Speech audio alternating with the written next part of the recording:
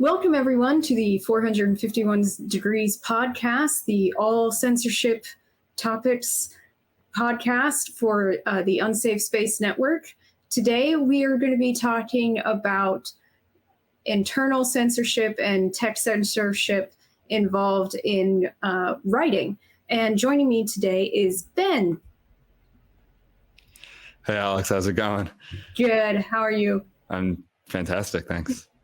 So why don't you tell the audience a bit about yourself? Okay. I am a writer. I think that's what really brings me on here first. I've written 4 novels, a bunch of short stories, other kind of just musings, political things, satirical pieces. I also co-host a podcast called The Reckless Musecast, where we discuss all sorts of topics with art and culture. Censorship is a big one. It's kind of about dangerous artists, and a podcast that you appeared on yourself. And lastly, I guess I'm also a legal services attorney. I think that's like a really nice addition to all that, because I feel like a lot of writers don't know their rights legally. So I feel like that's always helpful. But so we're talking today about text censorship and self-censorship. So it used to be like there's 2 big articles that they like to teach to writing students, because I went to grad school for writing, and especially like with how focused they are on women in writing, these 2 topics are big, but to me, I'm sort of like they're out of date at this point. One is Virginia Woolf talking about killing the angel in the attic, because women had this idea that they couldn't talk about certain subjects in their writing because they had to appear nice or demure or whatever, you know, you had to be a good girl. And then Erica Jean also wrote about that in something called My Grandmother on the Shoulder. And so I went to grad school in the the early 2010s. So to me, it was sort of like, I don't really have that voice in my head telling me that I have to be nice or anything like that. Yeah. So I'm like, I don't know what you're talking about when it comes to that. I do think a broader audience of writers has that voice in their head though these days, but it's the voice telling them that they can't talk about certain subjects, you know? Sure. Yeah, it's like the I don't know if we talked about this on when you were on our show, but it's like, you know, the horseshoe kind of theory, or you know, sometimes you go so far left you go right, or so far right you left, however you want to phrase it. But it is this, like, there was this moment where kind of everything was up for grabs. Maybe it was around that time, the 2000s. I feel like as PC culture really started taking off. In the 80s and 90s, I think, and that all came from the critical studies from like the 60s and 70s. And then there's sort of a backlash with the speech codes, and I felt like everyone could kind of explore and say what they wanted to. And now it's gotten to the point where it's become so, in a way, open and diverse that now you have to start kind of sticking to your lane in a way, where some fantastic writings have come from people writing other characters that don't directly reflect their demographic, whether it's Siddhartha or Gilead, or you know, there's so many to count that. But it's like, well, if you're not let's say you want to write a story about a gay Black man, you have to be that. It's not just enough that you're a Black man, or that you're a gay man, or that, or whatever it is. And we're seeing that, and I think a lot of writers start like cannibalizing each other. I think that's is a larger product of just writers. I don't know if you saw my tweet today. I know we follow Twitter, but like writers are just like the worst people in the world. And of course I'm being hyperbolic, but I put them right above Al Qaeda. But that comes from the bad art friend. Did you read this piece in the New York Times? No, I missed it. So, but, well, I won't go into it too much right now, but basically it's just like writers are just some of the most conniving people out there. And I think now it's for this reason. It's like trying to catch someone from diverging from, you know, what they're supposed to write. Yeah. But anyway. Well, I know exactly what you're talking about, because there's that own voices. Yes. Thing, yes. where yeah, we it's talked like, about that on the first episode of our show. That's a big like YA thing.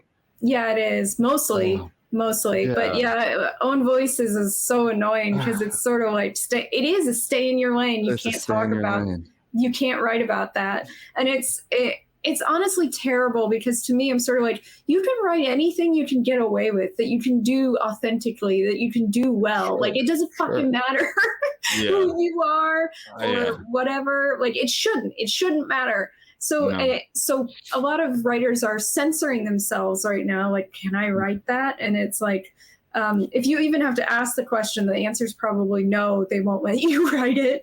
And and a big part of that problem actually means that I feel like white males end up like not being allowed to write anymore, because like, well, we don't want to hear your stories anymore, because we've heard your stories, which is an absolute bullshit thing to say. But you can't write anyone else's story, because then you're like appropriating and taking up space, or whatever the bullshit thing is. Yeah, there is this kind of two-pronged attack that you did just lay out, where it's like, well, we've heard your stories, so we don't want to hear them anymore. Plus, you can't write anyone else's stories. So, you know, I don't know.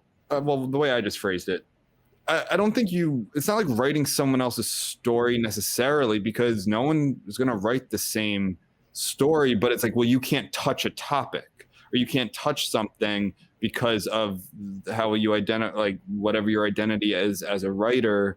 And to me, it's like, why would we suppress art? Like, why would we stop stories from being out there? What I always say is, well, so first of all, I think what you're referring to, I agree with, in the sense of like publishing, like publishers and editors. I don't go through any of that. I refuse to have some publisher tell me my story either is going to, one, maybe offend someone, or two, not be marketable, because I don't care. I want to write the stories I want to write. So that's why I'm independent. I use professional services. I have professional editors and book cover design, like all of that. I do that well, but I write exactly what I want to write and put it out there, and then you let the market decide.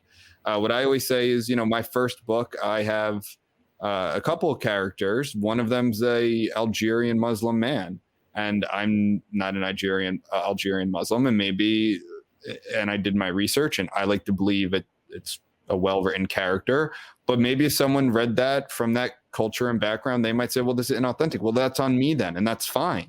And you can criticize it, but you don't censor it. Like, that's the difference, is it's not, you don't pull it off the shelves because the writer is this and the character's that.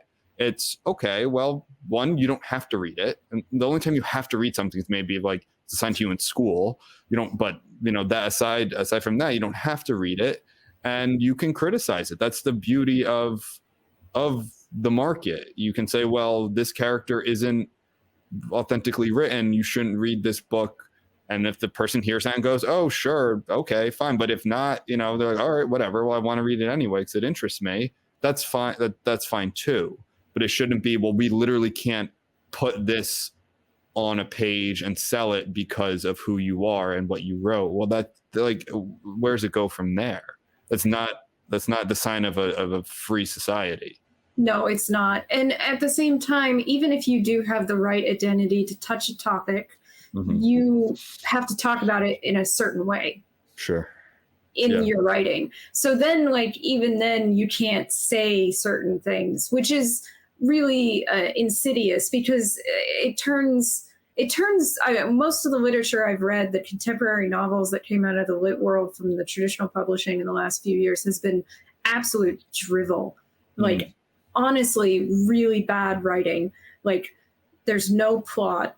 For one, it's like, I mean, it seems basic to me. So the work all just goes nowhere, except for the fact that they're hitting all the right notes for the sacred narrative that we have to hit.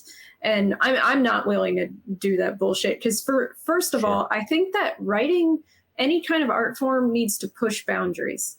Mm-hmm. And that means pushing back against generally like really well supported ideas in society. Like, you need to question things. That's what it should be doing. But if you're worried that you're not going to get published because you're questioning the things they don't want you to question, then you're not really a writer at that point. You're just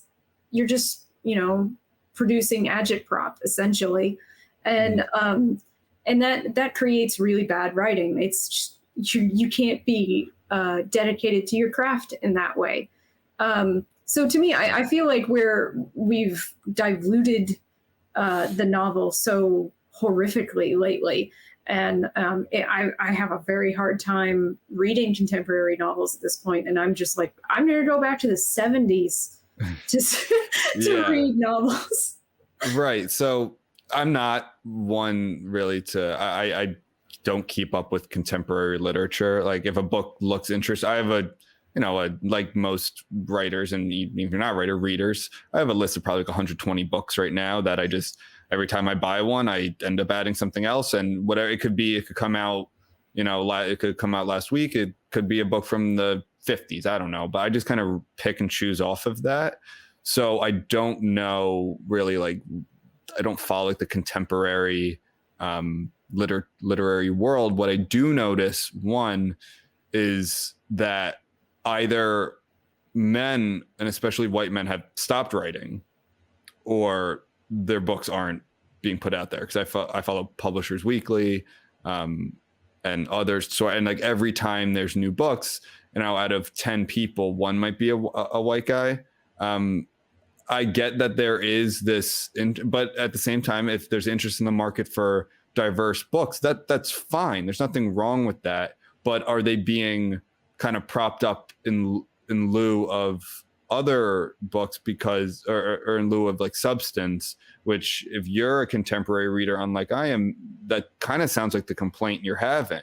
That no, it's just all these stories do, a lot of these stories do just sound the same. They're the immigrant story or the minority story that is like, it's either fighting back against the system of oppression that either does or doesn't exist. In some cases, I think it does. In others, I don't believe so.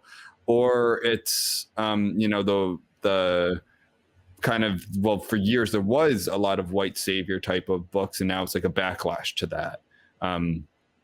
So that I do notice. I notice that the vast majority of the time, but if that's what, I don't know. Like, I don't know what the sales are for these types of books.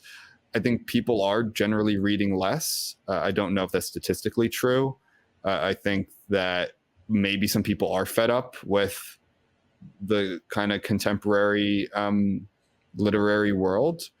So the market has to change to that, which I don't know if that really matters, because a lot of writers, like, besides a select few, they're not really making their living off of their books. They're publishing a book, they're getting an advance, and they're usually giving talks, they're teaching workshops or have professorships, which those are dwindling too. So like, does it matter anymore? And unfortunately, the answer might be no, it doesn't matter. And that just means that, like, you're really selling an identity and not good writing. I kind of look at this, I kind of equivocate this to like SNL, which used to really push boundaries in their comedy, used to kind of rip on everyone. And now, instead of like laughing or gasping because something is provocative or really funny, it's more of that affirmation clap.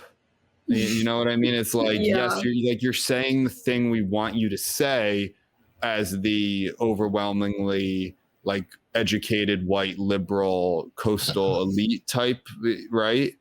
And that's who they're tailored to. And it's not like, haha, that's so funny, or ooh, that's like kind of dangerous, and like, that it's, yes, you're saying the thing I like, and I'm going to support that, and you keep feeding me that, and I'm going to keep clapping. Like, and maybe that's happening also in the literary world. I don't know for sure.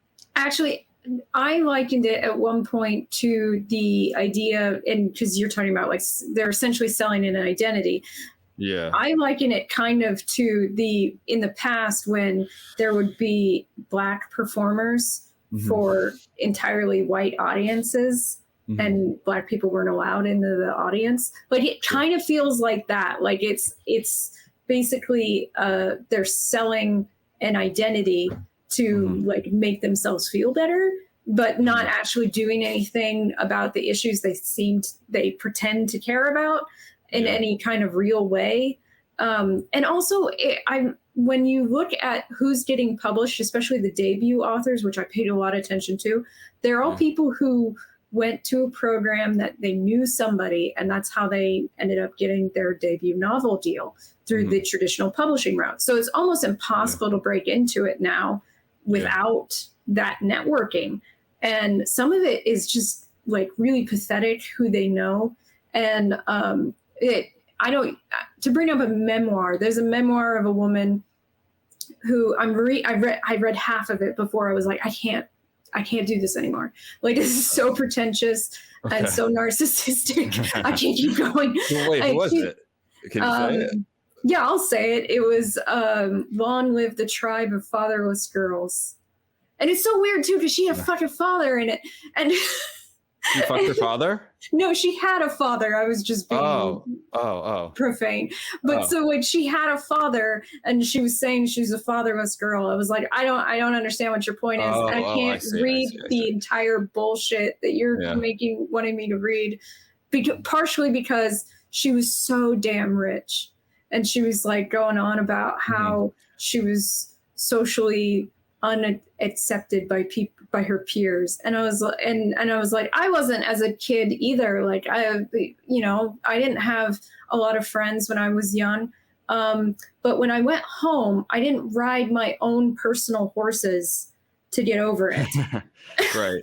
I know. That's what's, you're touching on this thing that I bring up all the time on my show. And it's like, and to kind of bring it back to the New York Times article, like the identity, it's, to me, the class identity is so much more important and telling of your success and real struggle and even oppression than all these other ones like race and religion and gender. And it's like this woman who basically got, I think, I mean, I guess I have to go into some detail about it. If not, but like basically she accused another writer of plagiarism. And she grew up like dirt poor in Iowa, like very, living off of welfare, and really, it was like really terrible conditions. And she overcame all of that. And her peer, who, in my opinion, plagiarized her, that's not necessarily a legal opinion. And I know lawyers are involved, but even if she didn't, just a huge asshole, just a terrible, and like during discovery of the lawsuit, emails came out, just really horrible stuff. And then she hides behind her identity as a mixed race, half white, half Asian person. It's like she's the victim or she's the oppressed. And I'm like, in what world? And I think she grew up like very upper middle class or something, like in an entirely like white town. I'm sure she dealt with some bullying and some stuff there in Minnesota. But like, in what world is that the oppressed? Like the person who is being conniving and potentially plagiarizing a peer who overcame like dirt poor poverty. And it's like, because racism, like that's just what it always devolves to. It's like, but racism. I'm like, but that's not an argument. That's not what's going on here. And I don't know. I don't know if I'm doing the whole story justice, but I think that is what, is going on with a lot of this stuff. It's the same kind of, I'm this, so you just have to take everything I say at face value and you can't question anything, right? And bringing it back to the memoir, it's like, it doesn't matter that she grew up fabulously wealthy, this person, who probably had every advantage outside of being a man, but besides that had every other advantage, and she's oppressed. And I'm like, that, no, that's not. And I see this, I mean, in my work, like I said, I'm a legal services attorney, so I see lots of indigent, poor, lower middle class people of all races who have the same problems. Doesn't matter what race they are. They have the same problems with drugs and handling money and just getting dealt a terrible hand. And it drives me crazy where like because, you know, they might be of a certain race where another race grew up fabulously wealthy, but they're the oppressed because of their skin color. I'm like, that's just like not based in fact. No, it's not. Well, I mean, a lot of it is a shield to protect class, because class never comes into it ever. Right. So that's a really good way of people who are middle class and upper middle class to protect themselves from being told they're being unethical or breaking the law. And its education has one of the biggest parts to do. I mean, we saw this with wherever you fall on this issue, like the defund the police, abolish the police issue. It was like overwhelmingly educated, progressive white people who live in neighborhoods that don't need the police like a lot of these other neighborhoods do. And they think they're saying the right fun thing. They're saying the fun thing. They think they're on the right side of history. And then when you look at polls and you look at these cities that either did defund the police, and I have my own issues with police, but, you know, the statistics didn't lie that they faced spikes in violence that they have to put up with. The people in these neighborhoods of these races, and because you're from Columbia or NYU or USC or whatever it is, Stanford, and you go around and you're saying these things and you retreat to your cul-de-sacs, it's like, or your luxury condos in the city, you know, you don't deal with those repercussions like these other people do. And I think it's kind of the same concept. It's like, it's so much more about, and they're only saying that because of race. They're not saying, you know, defund the police because they're abusing people grew up in trailers in Appalachia. It's because of this perception that, you know, racial minorities are being slaughtered by the police, which is also just untrue. But it's fun for them. It's fun for them to say this and then not deal with the repercussions, and how all these cities are refunding their police and all of that. And it's you know, it's like, well, we told you so. I know, like any moron could have seen this coming. Like, I don't know, you were deluding yourselves. Yeah, I know. We tried it. It's.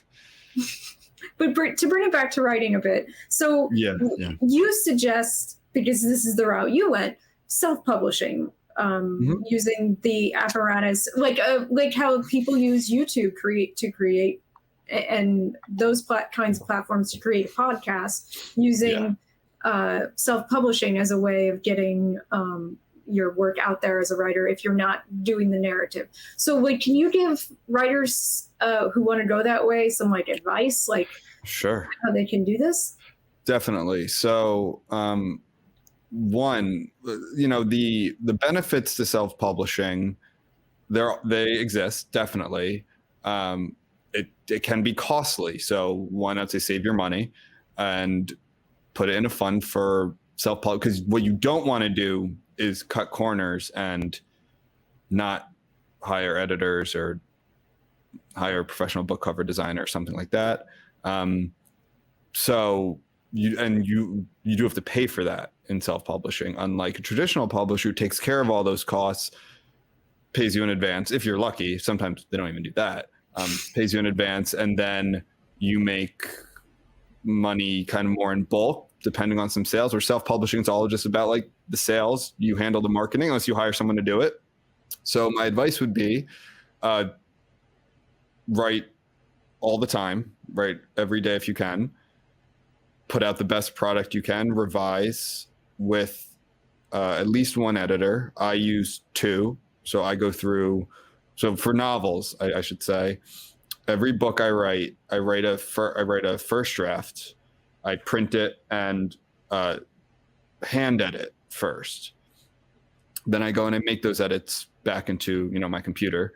Then I send that to my editor for what's called a beta read, which is more about plot, character development, pacing, tone, those sorts of things. Then it comes back. We make those changes. We talk about it. It's a big process. She gives me notes and outlines and all of these sorts of things and what works, what doesn't work. I gotta imagine you have to have a good relationship with that person, like be on the same page, like what you expect out of the novel and stuff like that. Absolutely. One, because as any writer knows, your work is, your child in a way.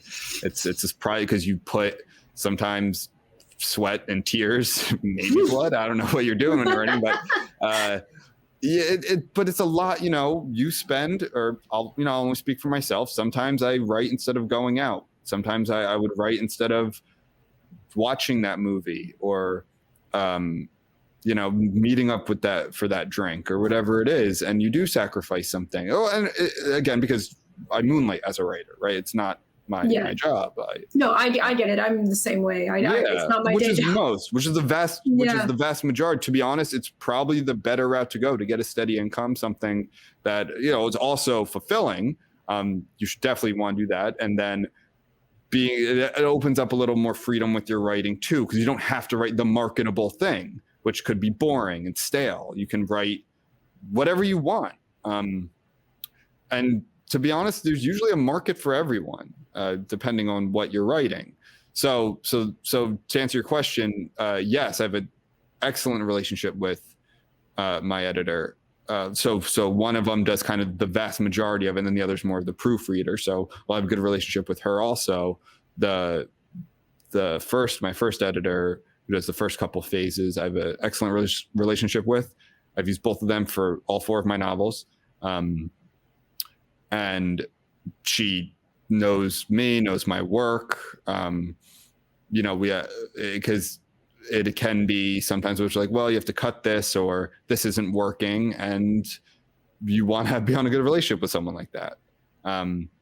So after the beta, then it's the line edit. That's like the big one. That's about grammar, and really this is where the editor puts in the most work also, but you put in the most work too. And this is really the biggest part of your book. It's a lot of grammar, again, going through what changes you made in that first revision. Then lastly is the proofread, which is just grammar. You're not changing any plot and anything in the plot or character development or anything like that at this point. And then it comes out. So for writers, I would advise you to go through these steps. You don't always have to, as in, like, it's not like if you find an editor, you say, well, you have to do these. I would still do it. Definitely. They catch things, if your editor is any good, which I would hope they would be, they catch things that you wouldn't even know. Even after the 3rd time, I had a character whose name I accidentally changed about 3/4 of the way through a book once. And I was like, oh my God, I didn't even realize that. And speaking of that, I saw that happen in the Dresden Files. A character was renamed from one book to the next, and I was like, really? Wait a minute. Yeah. Oh, so that's not good. I mean, I caught this before the book was published. Yes. Or she caught it. Yeah, after the first draft. I think it went from, it was like Clyde to Calvin or something like that. I don't remember, but like she's like, is this guy? I'm like, oh my God, it is. Like, good time, glad you got that. So that's the biggest, right? Because those are your words, right? So you want to do yourself a favor and spend the money and time and effort on this part of it. You're not, I mean, I admittedly am not good with grammar. There's never my strong suit. I'm good at writing and creating characters and plots and stories and those things, not grammar. Even if you think you're good, though, just having a separate set of eyes is necessary to put a book out there. Then after that, that's the most important part. After that, it's really up to you on your distribution. I use a company called BookBaby. I only can speak to their distribution and their formatting so that's another part, formatting. I use them to format because they're the ones who print my books, put them out. I have print on demand.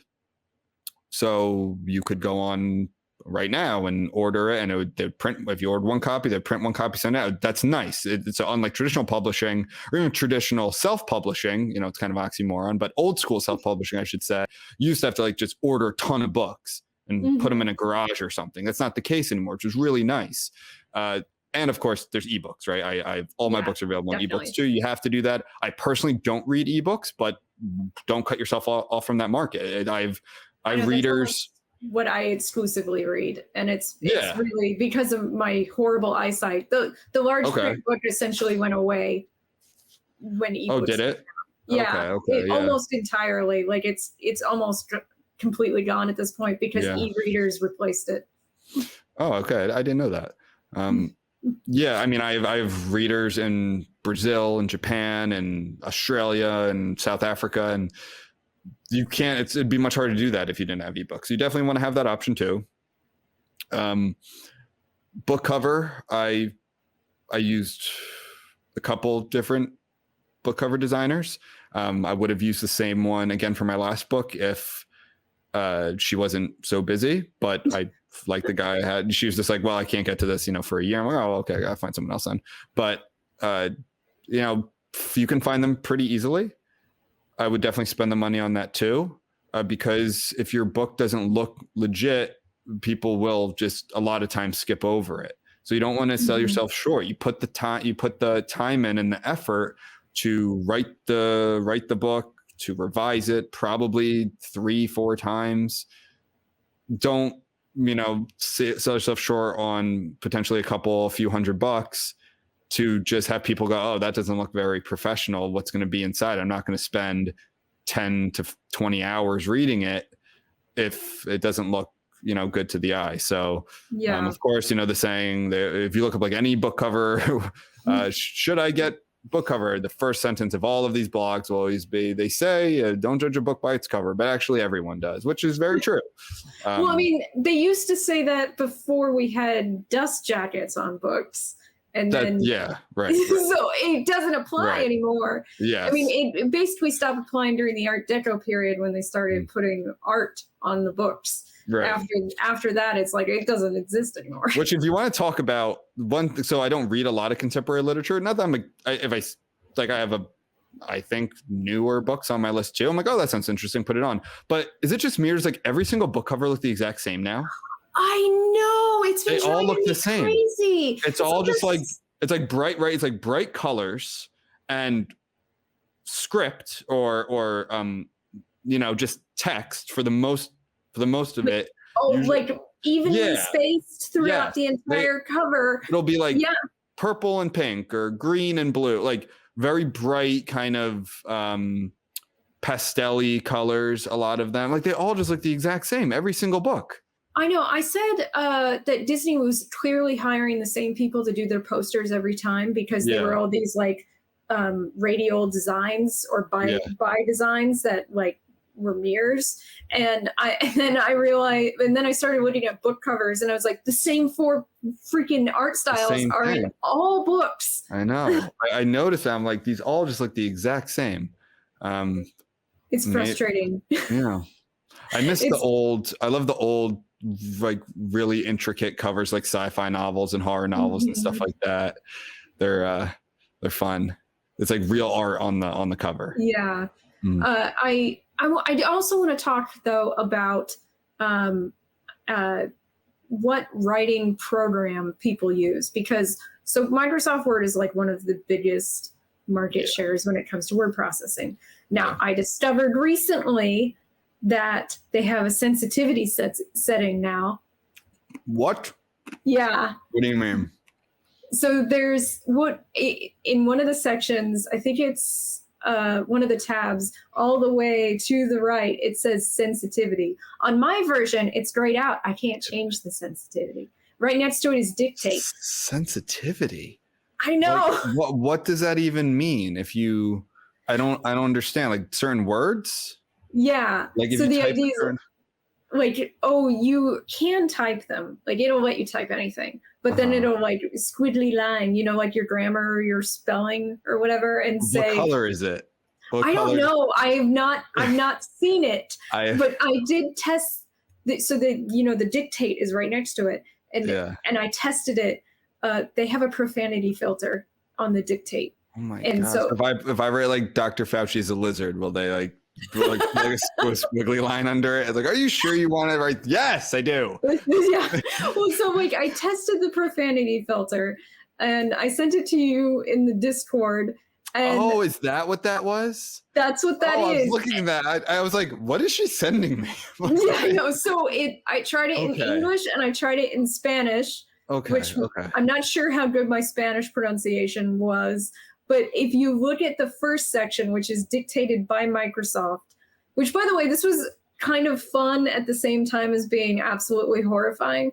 I know some writers do dictate, to write because they need that, or they feel like that's the best way to start out when they write.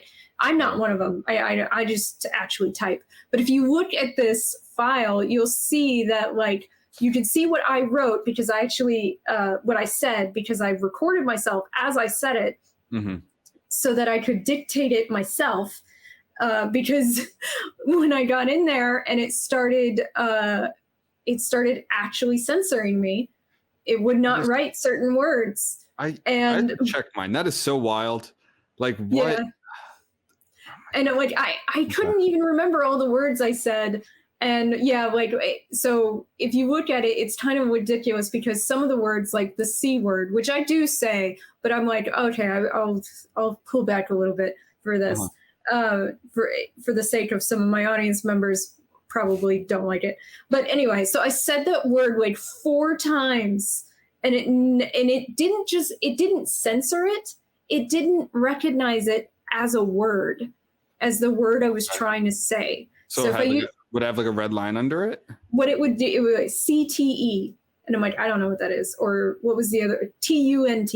And I was like, no, that's not what I'm saying. But then if I said the F word or the B word or and I know I swore earlier on this, but you know what I mean, I said asshole, I said shit, I said piss, I said all these words, and it put asterisks for all of them.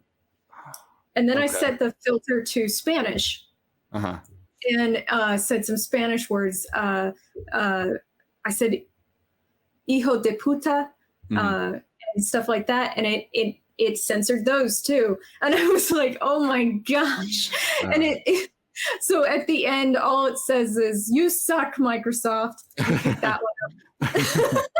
This is I had no idea about this. I don't think mine is set on that. Well, it kind of depends on how you get your license, and you gotta the profanity filter on dictate is way stronger than the sensitivity filter, I think, is for typing. Okay. So those of us who type are probably not going to see it as much, but I do. Seeing this makes me want to use a different program. I'm like, I don't care. I don't care that I didn't pay for this version of Microsoft. I got it, and I got it legitimately, not that I stole it or anything like that, but I got it legitimately for free. And I'm like, I don't want to use it if this is the kind of crap they're going to pull. Yeah. It's so I think we can tie this into, so to answer your question, I use Word. I don't really know of any others, just because I've always used Word. If it's going to start telling me I can't say certain words, that's a problem. I would never even think of that, even though I probably should have. But I do think that there's this disturbing movement that's undergoing about controlling what people say, controlling their speech. And it's a lot more, it's not there's always the kind of wild, maybe activist fringe or the student kind of movements that do this, which is very overt and more easy to recognize. But I think you're seeing it a lot of times online, on Twitter or something, where it's just completely censoring thought. Or now I notice it with, so maybe it's not so much controlling speech, but definitely controlling thought. You notice it with the editorializing of things that are trending, for instance. Mm-hmm. It'll be like not just sometimes they'll just have the word, right? The topic. But a lot of times it'll be like, people are saying that this is doing this. It's like, that's editorializing, which is what they claim not to be, right? They don't claim to be publishers. They claim to be this forum. But that's not what they're doing. So I'm seeing that where it's like right away, they're trying to control or frame a discussion in a way that maybe isn't completely genuine. And you're seeing this a lot with like, it's getting out of control. You see this all the time now. And I say, because I know that we're both on Twitter, and it'll be like, this has caused like this topic. What's the new one? Like, this topic has caused a lot of not outrage, but like, have you seen this? It's like one of the new, because it's like one of the new. I so avoid the topics because no, it's not even the topics. It'll just be like someone will share something. It'll be like, this conversation has caused. Oh now, God. I'm not doing this justice, but that is what's happening. Or it was one thing that I didn't even really mind was like, like the whole retweet. Do you want to read the article first? Like, okay, fine. Like that doesn't really bother me. That sometimes one time it did to me. I'm like, I wrote this fucking article. Like, I don't need it. like I'm retweeting it because someone else tweeted it. Like, I wrote it. I don't need to read it. But for others, like they're expanding on that. It's like this has been, it started with the COVID thing. It's like I put shit all the time up there. Like, for instance, what I just said earlier, if I typed that on, let's say, Instagram or Twitter, I wrote Dr. Fauci's a lizard, right? Which many would like, I would argue is true, but fine. Let's say for argument's sake that it's objectively false. Then it'll have like a tag on it, like code, go to COVID, everything. Yeah, we talked about that in the last episode, me and Caleb, that it was these algorithmic tags on social media posts, which are not going to objective sources, right? They're not going to. That's what I said. They're going to certain sources that are deemed appropriate, which over time those have changed. For instance, if you talked about the lab leak theory this time last year, you would be called a conspiracy theorist, and that would redirect you. It would have at least a tag. It doesn't mean that you couldn't necessarily say it. Sometimes that was true, but it'd be a tag kind of diverting the potential reader from that because that wasn't acceptable. Yeah. I said that like if you do that enough times on certain social medias, they will ban you. Like if you get tagged enough, like you will eventually get banned, unfortunately. So to me, I'm sort of like, that's like a preemptive, like they're gathering their evidence essentially to eventually censor you for real.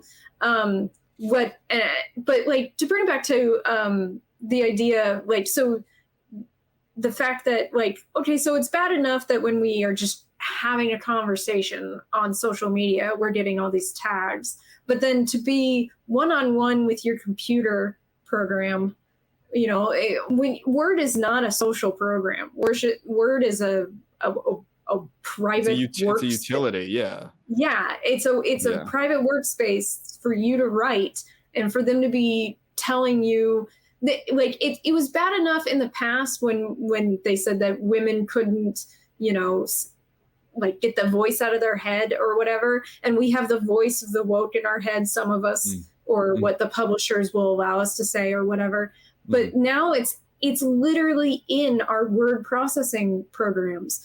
And it's like, that's even worse than it being in your head in my mind, because like, if it's in your head, you can control it. You can, basically go, no, shut up, that stupid part of my brain, but it's not in your head. It's literally in the program.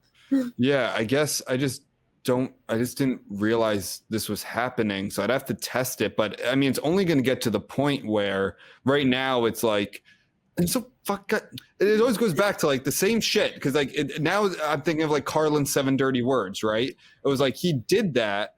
I think it was 7. Like he did that to prove a point. Yeah, and now it's like we've forgotten all that, and we've gotten because it was like there was this pushback against really what was at the time a lot more of like conservative censorship. It was like those were the ones that the conservatives and the Republicans, they used to be the censors, and there's so much pushback against that, and it became so normalized that you could say what you wanted to say and hit certain topics, and now it's gone so far left, and that's horseshoeing back to censorship, where it's like right now it's certain words. Apparently, I haven't done this, but soon it's going to be like you can't type certain thoughts. It's only going to get better. It's only going, and I know maybe people are like, well, that's so conspiracy theory, like far-fetched. Like, no, it's only the tech and the eventual AI is only get stronger. Where it's like, if you're writing, potentially it could be like, oh, you're writing an article, it recognizes that you're writing about such and such taboo topic, which probably shouldn't even be taboo, because the vast majority of topics should not be taboo. But you're writing about this topic, we're not going to let you even get it onto our program because we're a private company and we can do that, and like all this stuff. It's like, oh, we don't want you, and it always defaults to just inarticulable and kind of really broad arguments like, well, it's hate speech. Well, like, how do you argue with that? Like, well, no, it's not, or oh, no, it's racist. Well, those are just non sequiturs for reason and debate. Like, you can't, if you're just going to say something's hate speech, then even if it was, even if you could prove that it was hate speech, why is it wrong for someone to? Why is it okay for someone else to tell them they can't say it, like that they can't write it in a word program to no one? Well, you're right, and the people don't realize, and I'll put on my lawyer hat here, is hate speech is allowed. Like it's not, maybe in some other countries it's not, but in this country hate speech is allowed. And why is that? And people hear that and they recoil, and well, it's because what you consider hate speech might not be hate speech to someone else, and vice versa. Like, that's the point. It's not about protecting language and speech that you're cool with, it's about protecting speech that you dislike, because we have diversity of opinions and thought here, and that's a beautiful thing, and you're supposed to fight speech you don't like with better speech. That's the whole point. And when you start picking a side, or you start, trying to censor other sides, one, the speech doesn't go away. The thoughts actually, even if they're, let's say, let's always, because it always fucking devolves to Nazism. Let's talk about Nazism, because it always does. Even in that, like, so first of all, those thoughts aren't going away. Those ideas aren't going away as much as you want to try and hide them. The best thing to do is to fight them with better speech, show the obvious holes in the logic, in the horrible, like the obvious problems with it, not, well, you can't say it just because, and that only kind of makes it more attractive to a certain group of people. So you're really actually doing a disservice to the goal you're trying to reach. There was a comic book recently where instead of writing the words, the bubbles said something like hate speech or white nationalist comments and stuff like that. And it was like, that is, and they're like, this way they're not platforming the ideas. And I'm like, all you're doing is making your comic book look so damn cowardly and uncool. It's like nerdy at that point, and not nerdy in the old way. The old it's so like, well, that is where, like, that obviously upsets me, but it doesn't surprise me. That's like, so, but eventually people are gonna be like, yeah, but now I want to know, like, why would I care about my hero trying to stop this if I don't even know what it is?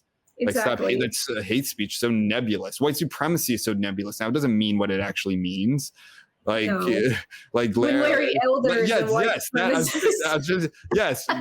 White supremacy died when the LA Times or whatever it was put like Larry Elder, the blackface of white supremacy. Like, white supremacy's gone now. Like, it's not like, you can't do that and expect anyone to take it seriously, which is a shame, because no, there is real white supremacy in some spaces. Like, it absolutely does exist, not the way that the cathedral media wants you to, but it's not Larry Elder, no. Black man. Like, that's not.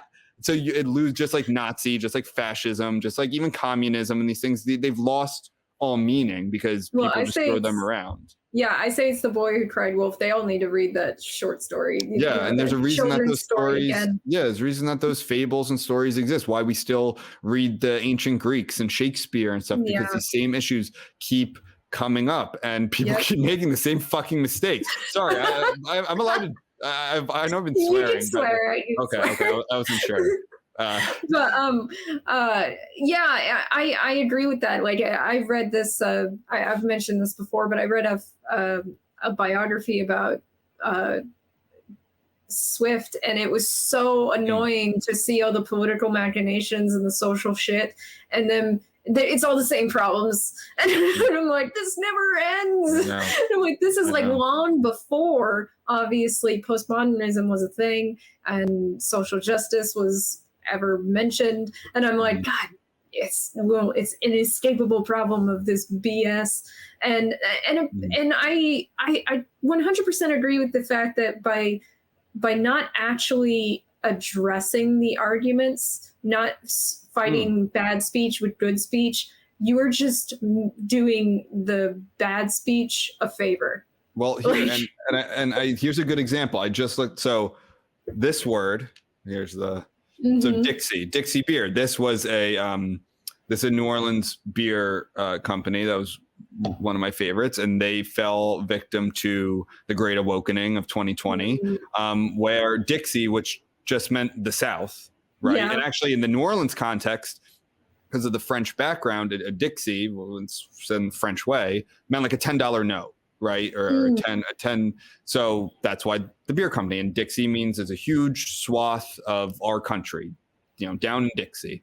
And for some people, maybe that means white nationalism and Confederacy and whatever, but it's also just geographic. And it's clearly not what this beer company is promoting. But they had to change the name because racism, right? That's always devolves to. And it's been around for like over 100 years or something like that. And they changed the name just at the drop of a hat during the Great Awakening because the word is bad. Right. Doesn't matter that they don't have a big Confederate flag and, a bunch of slave owners on. No, it's fucking beer. But the word, which no one gives a shit about, right? Like no one really cared. People of all races down in New Orleans and the South have been drinking this beer since like 1907 or something like that. Yeah. And no one gave a shit until, this is why. And this is why, it's not revelatory to say now, but like this is all religion. Right. It's just the signs it's almost too obvious of a comparison to make to like the early American history. Again, history repeats itself. We don't learn from the shit, like the same kind of things. It's like, well, the word is bad. The thing doesn't matter about the substance of it. It's like the existence of it. It's I actually talked about scary. Yeah, I actually talked about the de-evolution of words when I taught at a university, and I taught this to freshmen because I taught in a personal essay called "On Being a Cripple," and it was written by a woman who was handicapped, and she said, "I prefer the word cripple, and this is why." And I was like, "Okay, let's go through like a bunch of different words that were acceptable that became unacceptable." My biggest one that I go through is the mentally handicapped evolution, because like idiot and moron are on there too. And I said, and it's rapid. It becomes more, it speeds up over time. Because we went from retarded to mentally handicapped, and mentally handicapped is already being used as an insult, and you can't stop that. Yeah. You can't prevent people from co-opting it for an insult. It's never going to stop. Yes. And I think language, and that's why I'm always arguing, like, our words matter, right? Like language matters. And there's a few different reasons for this. One is what you're getting at, is that it's like certain words, and this came out a lot, I think, in the last kind of 2 years. They're like shibboleths for where are you? Like, how educated are you? What side are you on? And this is one of them. A lot of these words do have to do with things like race and disability and religion, and kind of these and of course, the extreme of this are the LGBT kind of alphabet terms, right? And it's like, well, if you're not using the right one, then you're at worst ignorant. No, excuse me, at best ignorant, at worst like a bigot, right? And this is one, and I've seen So one of the biggest ones now in the media is Latinx, right? I know from a bunch of people, every poll shows, and my co-host, who is of a Mexican background, cannot stand this term because it's made by a bunch of white progressives in ivory towers, and they are telling, which is like literally fucking imperialism. Like they always bitch about imperialism. This is like you're changing their language. And what they're called gendered language. Yes, where it's like, yeah, in that language they have genders. A lot of languages do, a lot don't, right? But the Romance languages have genders for things. A chair has a gender. I don't know why, but it does. Like it just does. It's how their language works. And for you to come and like change that because of these extremely, because of this one kind of strain of an extremely progressive view, that's fucking imperialism, like new age imperialism, I should say. And that's one of the biggest ones. And I think that's what you're getting at too, is and it's always changing. And so you always have to keep up. And I've seen it actually play out where people who are trying to do the right thing. Like I remember this was back in like 2013. I was in Spain during my orientation. I worked as a teacher there for a year, and there was this guy, and he was my roommate for this orientation before we all kind of left for our certain regions of Spain. And he was like a nice guy. He's like, Kyle, I went to a good school in the Midwest or whatever. And he called another girl in the group colored. Like, and people were like shocked. And because he was so hypersensitive about doing the right thing, right? That he thought that was actually the right word to say, because I guess black had been so, derided for years to use African American, and I think he got confused, and he used like an older term by trying to do the right thing, and people it was like a jaw-dropping moment, because colored is very, that fell out of fashion a very long time ago. So you kind of see where people get so confused, where they end up like putting their foot in their mouth because they're just scared to say the wrong thing, or they actually end up doing it. Well, and I think it's kind of important. There is an assault on the intent of people. It doesn't matter that your intent was good. Right. And that's why we actually see an assault on a lot of older writing, like, Uncle Tom's Cabin and Huckleberry Finn. They're bad because they use the N-word, and it's like, it always drove me crazy. It's like the point of these books is to show like the horrors of slavery, or like Uncle Tom's Cabin was a huge catalyst for the abolition movement. It was. And now you're trying to like that. I mean, that's exactly the point I'm making with the Dixie, is like, it's not about the substance, it's about the word itself, which is very scary. And I think you're seeing that too with like people. It's like, it doesn't matter that this is a good or bad person. Well, what do they look like? What's their race? What's their gender? What's the religion? What are these things? Not like, oh no, they're actually complete fraudsters or grifters, or they're pieces of shit who are conniving and just like nasty, horrible people. It's like, yeah, but she's mixed race Asian American, so you can't question that. Like how can you do that? Because she's oppressed. Like, no, that's not how a society can function. Like, it doesn't make any sense, and it kind of goes against everything I've been taught for years and years about the Martin Luther King's, comment that always comes up. Don't judge on color of character, but on content of or color of skin, but content of character. Right? Everyone knows. Yeah. Except for me. You got there. But yeah, I got there. But it's like the opposite is going on. It's like, well, first you start what is the color of skin, or gender, or religion, and I think actually gender is becoming the new. Most Joe and I talk a lot about gender identity specifically. Gender identity, yeah. And Joe and I talk a lot about the victimization pyramid, which I don't think should exist. No. And if it does exist, it's solely based on class and resources, right? Not on any of this other crap. But that's become the new one. And I think the best example is Dave Chappelle, where he's a black man from, I think, poverty. I don't know exact upbringing, from DC. I think grew up poor, maybe not. I don't know exactly, but someone who can just identify, not take any hormones or have any surgeries or anything, but identify as transgender or non-binary or whatever it is. Well, they just ascend to the top of the grid, can't be touched, right? Yeah.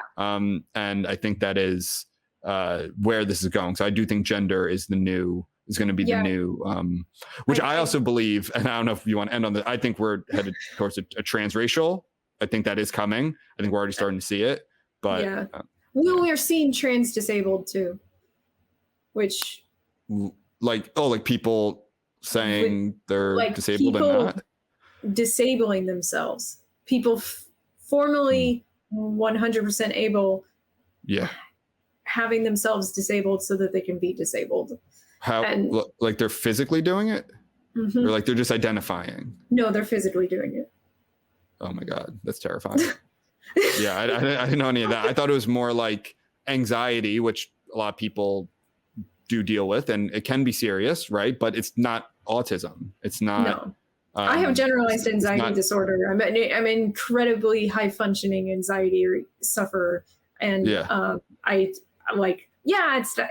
a hurdle I have to jump over. But so was being learning disabled. I mean, it's not MS. And I think that is the new thing where you're seeing this a lot with like athletes and stuff like that. Like, I don't want to talk to the media because of my anxiety. It's like, well, okay, like you can't question this kind of stuff, right? Like it's just like you can't question these sorts of things. Well, and when it comes to mental issues like that, like emotional issues like neuroses, like generalized anxiety disorder, my thought is we're not supposed to not try to overcome it.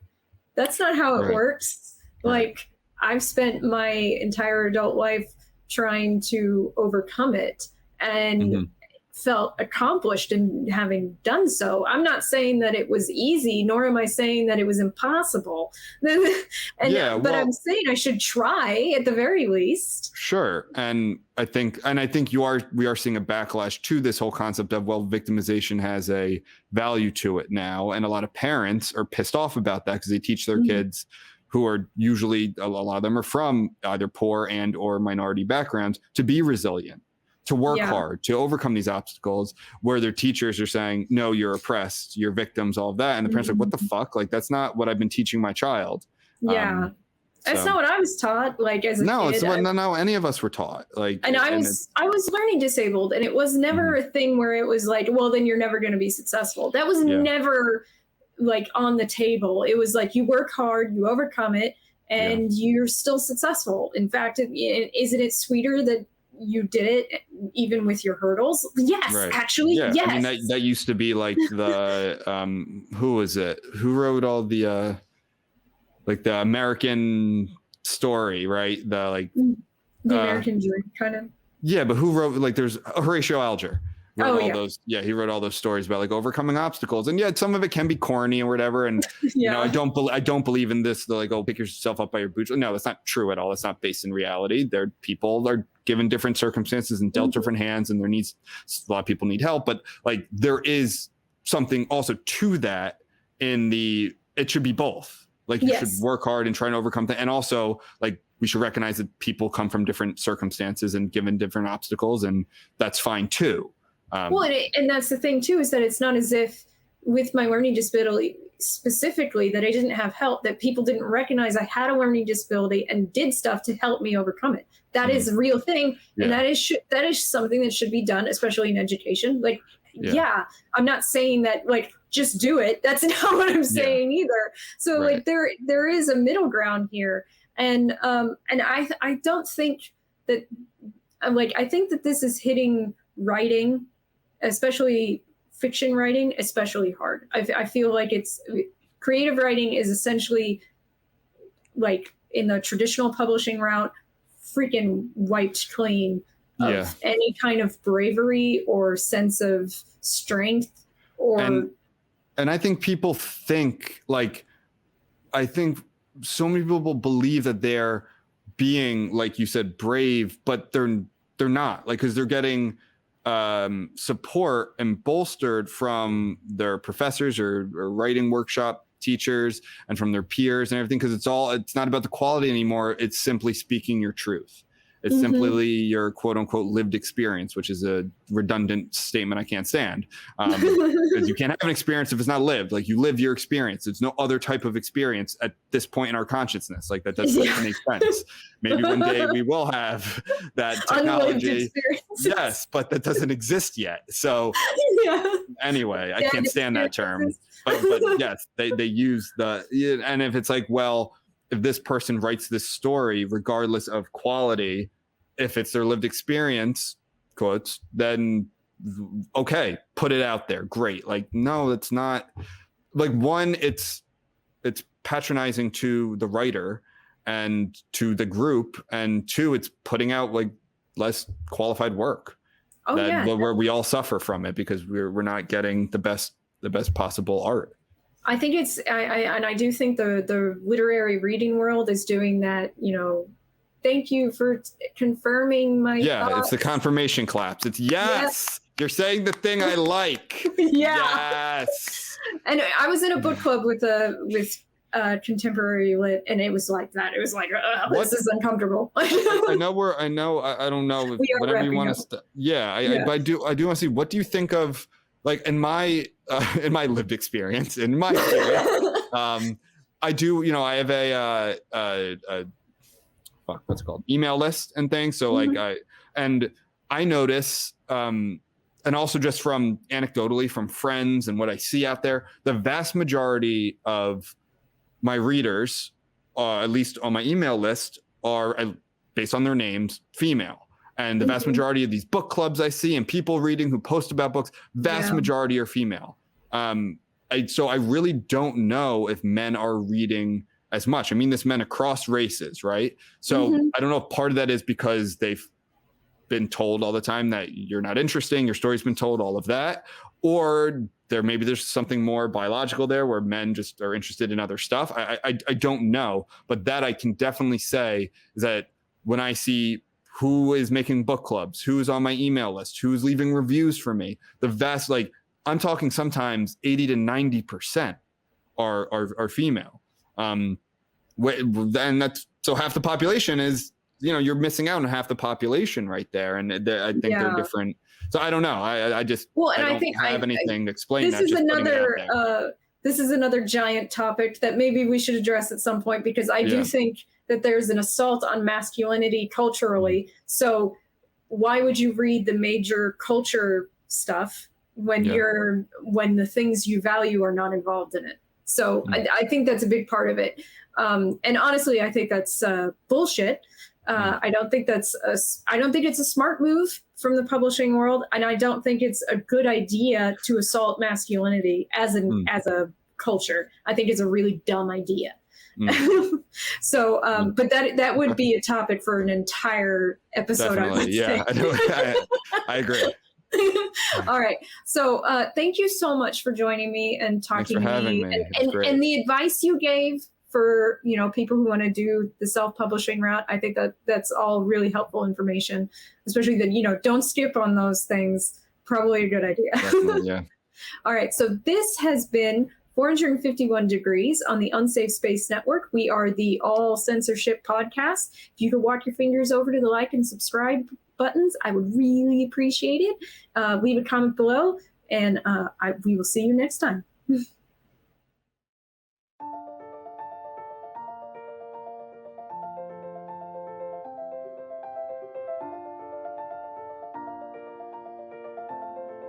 Thanks for watching.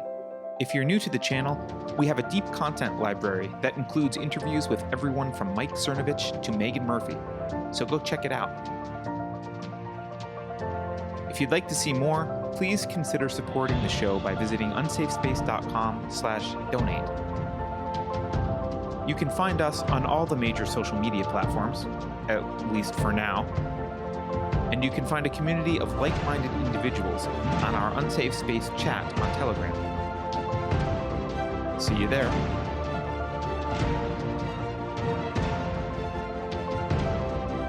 Warning. This is an unsafe space. Dangerous ideas have been detected. The content of this production has not been authorized by the Cathedral. Pay no attention to it.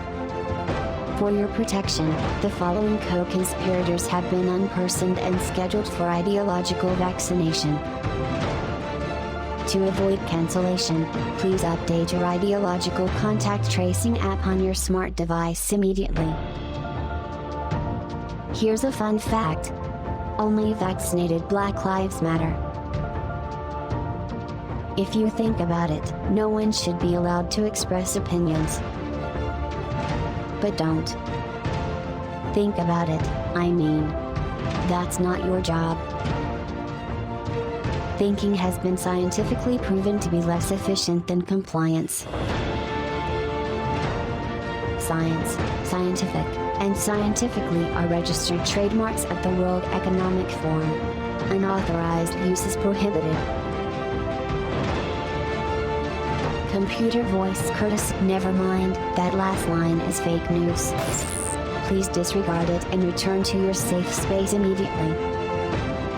There will be cake.